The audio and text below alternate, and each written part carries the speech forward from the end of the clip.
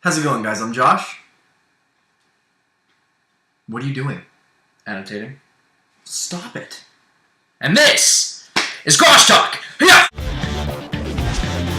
you want a popsicle?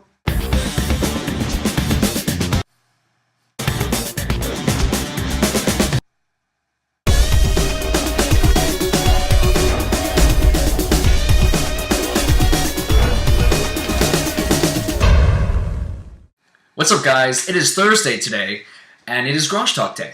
To start off today, I'm going to air some of my grievances here. Somebody was using the thesaurus.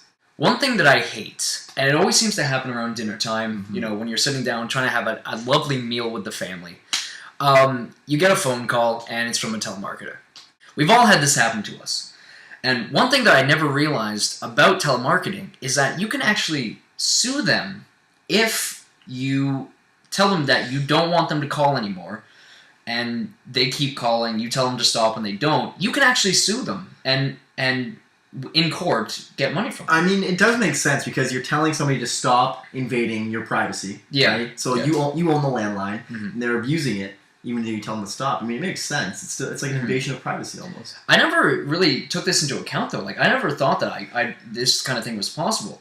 But this guy that posted this online, you know, he said it's happened multiple times, and he's won up to $4,500 in court. In one instance. Woo! So on his first instance, he won $1,500 from court, which is quite a sizable amount for receiving a phone call that you didn't want. Yeah, it's not a bad payday. Yeah. Basically, he told them to stop calling. He told them that he wanted a copy of their do not call list. So he's trying to get like their policy on the do not calls, basically. Yeah, basically, and they refused. So he took them to court, and he won $1,500. There you go. And other instances, he won $4,500 and $3,500. So he's made quite a sizable amount of money from receiving phone calls. I'm usually too busy messing with the telemarketers. They'll start telling me about their product, and I'm like stringing them on. I'm like, oh wow, that's an amazing deal. Oh my god, yes, I would love to. Like I would like. I would love to. Yeah. So then at the end, they're just like, okay, so we're ready to sign up for the product. And it's like, oh, no, I'm sorry. No, I can't. They wasted 45 minutes on a call. Then I'm just like, oh, no, thanks.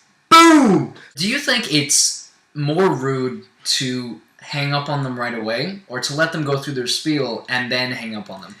Like, I know I'm going to sound like a bit of a dick, but as soon as they start talking, I hang up. Yeah. First of all, I don't want to hear what they're saying. I don't want to buy what they're selling. I don't want them to waste their time. Yeah. But then you're hanging up on them, and I'm just picturing them on the other side just going, you hung up on me. But I mean, it must happen. You have to probably build up a little bit of like defense to it. It probably happens to them like 100 to 200 times a day. You gotta have that thick skin. After person, yeah. They can't just be like hiring some guy who has like social problems every time that somebody's ever hung up on him. Like, he tries to make a best friend connection with the person on the other line. Like, you gotta know who you're hiring here. Yeah, really. So I am a huge overall all-around music fan. I'll give basically any kind of music a try, and I've never heard a song that didn't, make me feel something. And I firmly believe that music is more than just what you hear. It really makes you think things, it makes you feel things, and it can also be, intertwined with memories. Like sometimes you may have heard a song, and it makes you think about something or someone that's happened before. I really think that music has a certain power beyond just what we hear. Like even the lyrics, like beyond what that is. There's a deeper emotion in music. Anyways, to further prove how I feel about music, there's actually a video that just came out last month. It's really starting to gain some momentum now. Just over the last couple days, I think it's gotten over like 2 million views because it's just exploded. It's a video of this man, and he's very elderly. He's been living in a retirement home for 10 years. He's basically shut down all contact with the people around him. He doesn't really speak to anybody. He basically keeps his head down, and he's in a wheelchair.